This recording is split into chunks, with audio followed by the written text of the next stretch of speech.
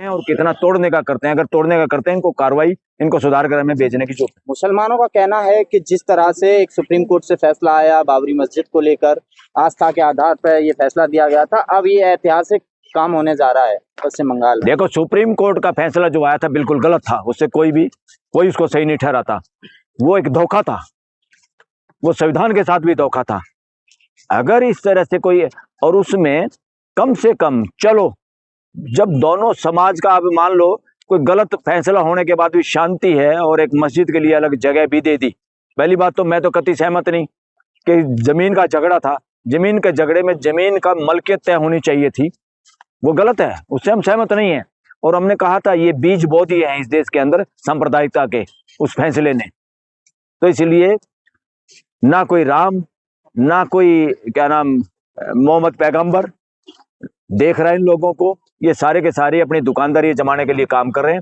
इन सारे दुकानदारों से देश को बचने की जरूरत है। किसी भी रिलीजन के नाम पे जो दुकानदारी करना चाहते हैं, ये डेमोक्रेसी के खिलाफ है। डेमोक्रेसी सर्वसम्मति का नाम है, डेमोक्रेसी बहुमत का नाम नहीं है। बहुमत के नाम पे अगर कोई बात करता है तो समझो शासन मानसिकता है, जहरीली मानसिकता है, वो देशद्रोहिता मानसिकता है। मलिक जी, लगातार मुसलमान उत्साहित है, कह रहा है कि हम लोग अब पश्चिम बंगाल में जाएंगे नमाज पढ़ने के लिए। सारे हिंदू जाते हैं अयोध्या में।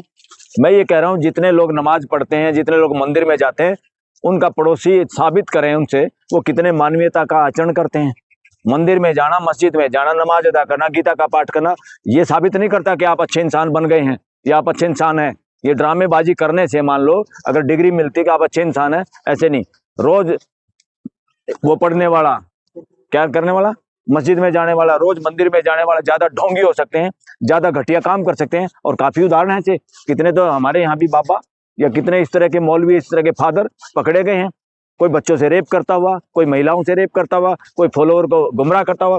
ये मुस्टंडे हैं सारे, ज्यादातर 99.99% मुस्टंडे हैं रिलीजन के नाम पे, अपने आप को पहनावे में। और कोई पुजारी बोल के, कोई महात्मा बोल के, कोई मौलवी बोल के, कोई फादर बोल के, इनकी कोई जरूरत नहीं है।